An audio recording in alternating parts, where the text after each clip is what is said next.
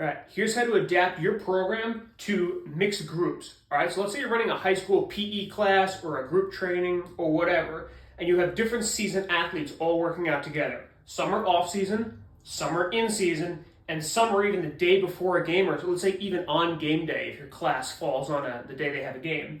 Here's a way you can make some minor adjustments to give them exactly what they need, all while running the same exact program. All right, so I would start with designing the program for your in-season athletes because they need to be the most right?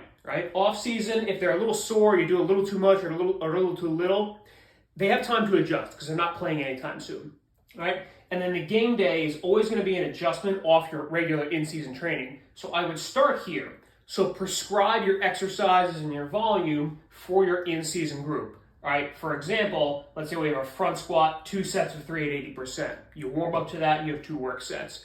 For your off-season athletes, you could just add volume. That's really the main difference between an off-season and an in-season program. It's more volume and a little more intensity.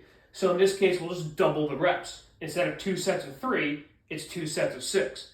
Same weight, same exercise, just different sets and reps. That's all it is. For your game day training, you could just drop the weight and move it fast.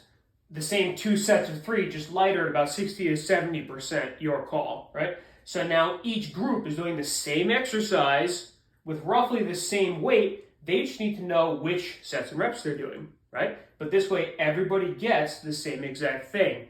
There's your individualization there, isn't it? But it's the same program. Sometimes you just need a minor swap in an exercise. Let's say your in-season athletes are doing a Nordic hamstring for, say, 3 sets of 3. That's an appropriate volume in season. Your off-season athletes can just bump that up to, say, 3 sets of 5, a little more volume.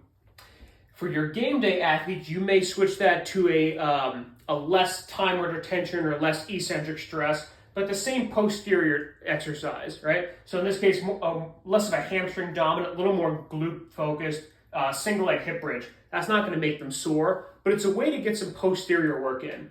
All right, so we're going to swap the Nordics for single leg hip bridges and only 2 sets of 8 on that for your game day training, right?